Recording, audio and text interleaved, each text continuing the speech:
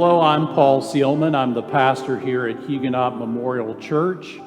We are a Presbyterian Church USA congregation, and we've been here at the corner of Boston Post Road and Pelhamdale Avenue since 1876. We're a centennial church, as they're called.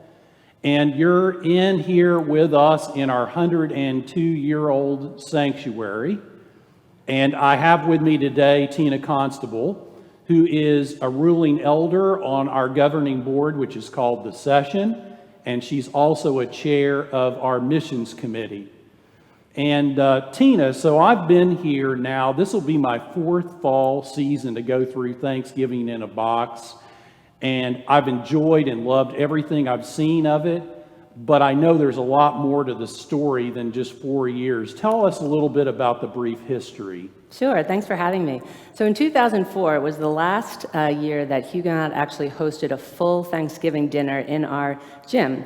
And it was frankly hard. It was hard to get the gym cleared. It was hard to identify people in our community who were in need through soup kitchens and food pantries, and it was really hard to get volunteers to be willing to take time on a Thanksgiving day when they normally spent it with their family to, help serve in this food drive. So in 2005, we thought, well, let's try to reimagine it. What if we delivered food to those families?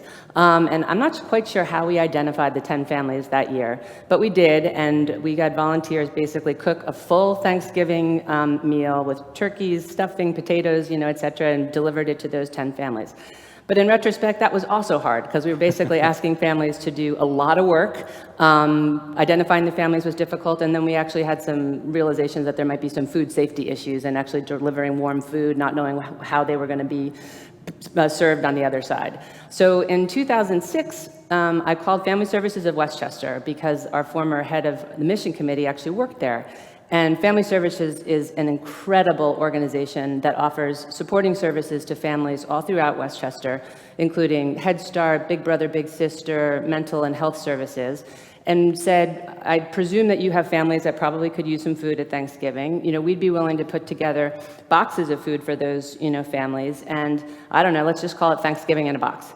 And so we're like, let's give it a try. And we did. And so at that point, we switched out the cooked turkey and had a 10-pound ham, and then just had Thanksgiving items that weren't cooked. So a bag of stuffing and a bag of potatoes, et cetera. And we served 25 families, and that felt good. And then every year, we just kept continuing the drive, and it just kept scaling. So the next year we did 50, and the next year we did 75. And that was all terrific, but we thought, well, how can we actually scale this even more? And one of the mottos with our mission committee is like trying to make things super simple for people to participate. If you make it super easy and you give them very specific things to do and it doesn't interfere with their daily lives, that will often be the case. So we put together a list of food, very specific items that all fit in the box, and that grew it exponentially as well. And suddenly we were at over 100 boxes. And it was around that time that I noticed that there was the Knights of Columbus in town seemed to be every year increasingly bringing larger quantities of boxes as part of the food drive.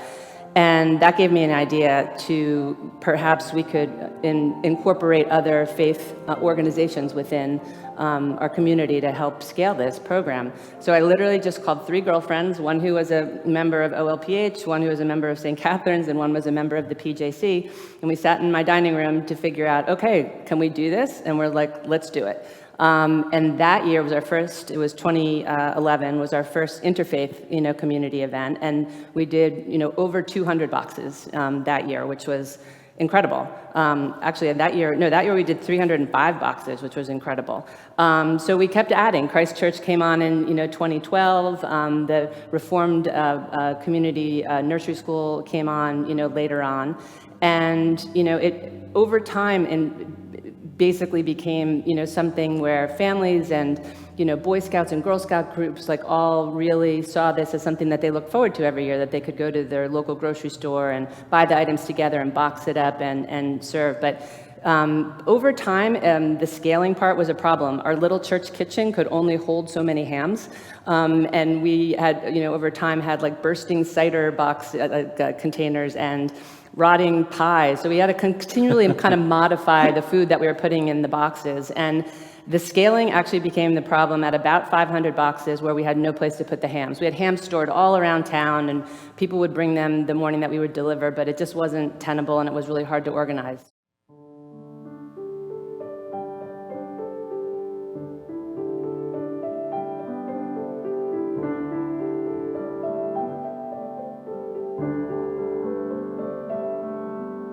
In 2015, after years of trying to get grocery stores on board, Banner Market and Alan Brodsky and his wife enthusiastically supported our effort, and the rest has been a bit of a game changer. I mean, every year we've been able to do another 100. Every year I say we can't do more, and every year we do more. And last year we did 940 boxes, which seems just a number when we did our first 25 with Family Services of Westchester that I couldn't have imagined. But it's really taken the whole community to get to that level. It's not just Huguenot anymore. It's really been so gratifying to watch it grow.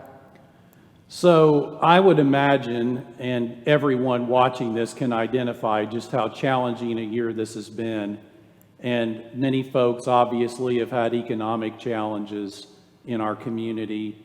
And I'm wondering what you're hearing about the needs this year, and what kind of goal have you set for this year's campaign? Yeah, so I've been talking to Family Services of Westchester, and they have said that the need this year is so real. Families are really suffering. There's been a lot of job loss. It's been challenging to have families that still do have working parents with children at home being schooled because of the pandemic, and obviously food is a real need. So we are committing right now to 900 boxes, but we always try to under-promise and over-deliver, and every year we seem to be able to over-deliver, and there's always waiting lists, every year. So we're hoping to do well over 1,000 boxes this year. Wow. That's a lot from 25, It or is. 10 meals prepared. And I'm fully confident that we can do it. There's already a lot of energy. Well, we're getting the word out here. Great. So I guess the question for everybody is, if you haven't participated before, how can you do that? And say you have a family member or a friend who's long distance, and maybe in lieu of gift giving this holiday season, is that possible? How do you participate in Thanksgiving in a Box? Of course. So we try to make it as easy as possible. So if you go onto the Huguenot website, you can find a flyer, and on that flyer it lists all of the people like myself who are coordinating through the different churches and synagogue in Pelham. You can call or email any one of us, and we'd be happy to get you a box and provide a flyer for you that basically spells out all the items that we need in the box and when they need to be delivered, which is basically the Saturday before Thanksgiving through the Tuesday before Thanksgiving from 9 to 5. Our library is open, and we have volunteers that will be receiving the boxes. So again, if you're traveling Thanksgiving week, we try to make it as easy as we can for people to be able to participate. And if that's not possible, or the boxes are actually very heavy, you can just call Manor Market directly, and for $69, you just give them your credit card over the phone, and they will box the food up for you and get the boxes to us, for the food drive. Well, I want to thank you for being with us, and also it's an amazing experience to watch those boxes being delivered on that one special morning, and I've been a part of that, and I want to thank everybody who's been a part of Thanksgiving in a Box throughout all these years. I want to thank you for being with us and for your leadership. And I also now want to turn it over to our pastoral resident, Anna Grace Claunch, who's going to pray over this Thanksgiving in a Box campaign this year for those who give and their families, and for those who will receive. And we give thanks, as always, for all the good gifts that we're given. Spirit of life, God of many names, we come before you today united in prayer. We thank you for nourishing us with your love, and we take seriously your command to feed others as we have been fed.